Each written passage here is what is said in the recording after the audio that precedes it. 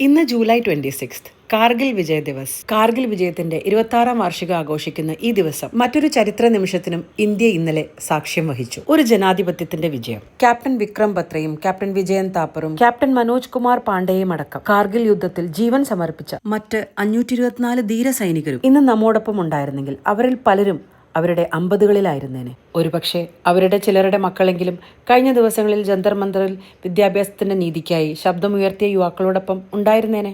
ഒരച്ഛൻ എന്ന നിലയിൽ അവരവരുടെ മക്കളോടും നീതിക്ക് വേണ്ടി പോരാടാൻ തന്നെയായിരിക്കും പറഞ്ഞിട്ടുണ്ടാവുക.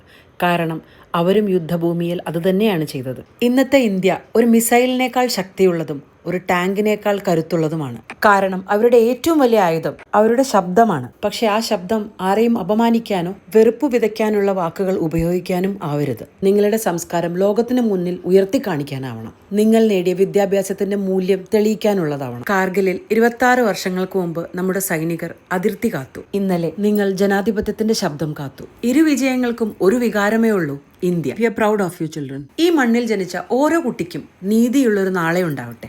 ഇതൊരു തുടക്കം മാത്രം. So use your voice responsibly. അതായിരിക്കും കാർഗിലിൽ ജീവൻ സമർപ്പിച്ചവർക്കായി സ്റ്റാറ്റസും സ്റ്റോറിയും ഒക്കെ ഇടുന്നതിന് മുമ്പ് നിങ്ങൾ നൽകുന്ന യഥാർത്ഥ ശ്രദ്ധാഞ്ജലി. ജയ് ഹിന്ദ്.